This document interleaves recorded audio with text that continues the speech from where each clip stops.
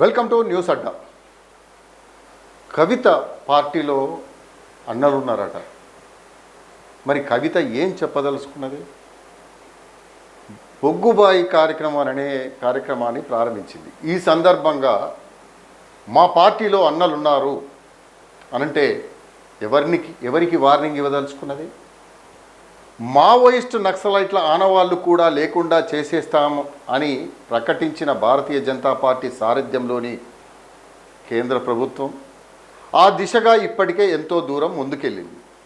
రాష్ట్రాల్లో నక్సల్స్ కార్యకలాపాలు భారీగా తగ్గాయి.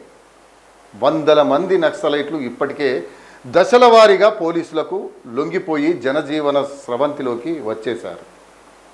ఇంకా వందల మంది పోలీస్ ఎన్కౌంటర్లలో అమరులయ్యారు. నక్సల్ కార్యకలాపాలకు సంబంధించిన వార్తలు ప్రస్తుతం ఎక్కడో ఒక చోట వస్తాయి అనుకుంటే అవి కూడా ప్రస్తుతం రాని నేపథ్యం. ఇలాంటి నేపథ్యంలో తెలంగాణ రక్షణ సేన టీఆర్ఎస్ను ప్రారంభించిన కల్వకుంట్ల కవిత అన్నల గురించి ప్రస్తావించడం ఆసక్తికరంగా మారిపోయింది.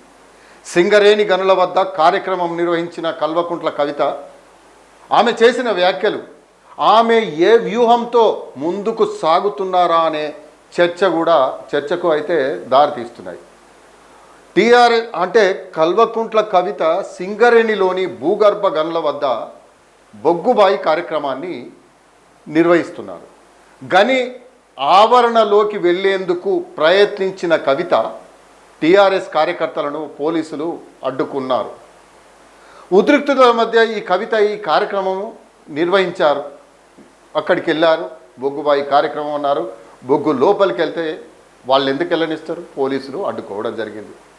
ఈ సందర్భంలో సింగరేణి యాజమాన్యం బొగ్గుబాయి కార్యక్రమాన్ని అడుగడుగునా అడ్డుకుంటున్నదని, కార్మికులతో కలిసి గేట్ మీటింగు పెట్టుకునే హక్కు తమకున్నదని కవిత ఈ సందర్భంగా వ్యాఖ్యానించింది.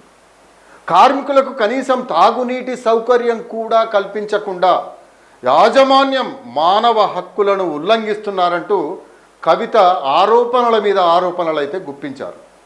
ఇదంతా ఒక్క ఎత్తు అయితే ఈ ప్రసంగంలోకి అన్నల ప్రస్తావన ఎందుకు వచ్చింది?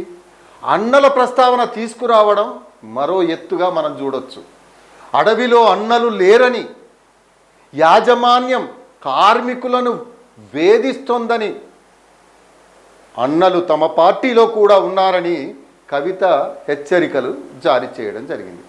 కార్మికులకు ఇబ్బంది కలిగేలా వ్యవహరిస్తూ ఉంటే ఊరుకునేది లేదని ఆమె చెప్పడం జరిగింది.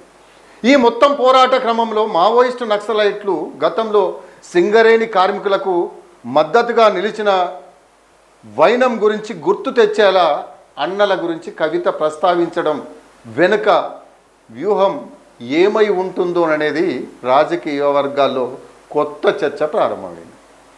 తెలంగాణలో నక్సల్స్ ప్రాబల్యం చాలా ఎక్కువ అనే సంగతి అందరికీ తెలిసినది. అయితే అదంతా కూడా గతం.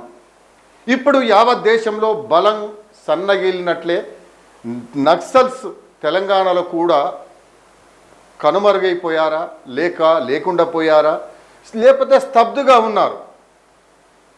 అక్కడక్కడ మాత్రం కొన్ని వ్యాఖ్యానాలు, సభలు, నిరసనలు అయితే వ్యక్తమవుతున్నాయి.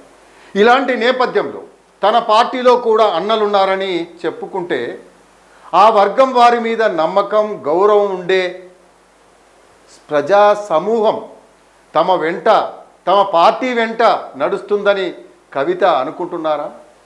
ఆ రకంగా ఒక నిర్దిష్టమైన ఓటు బ్యాంకును ఆకర్షించవచ్చని కవిత అనుకుంటున్నారా అనేదైతే బోధపడడం లేదు.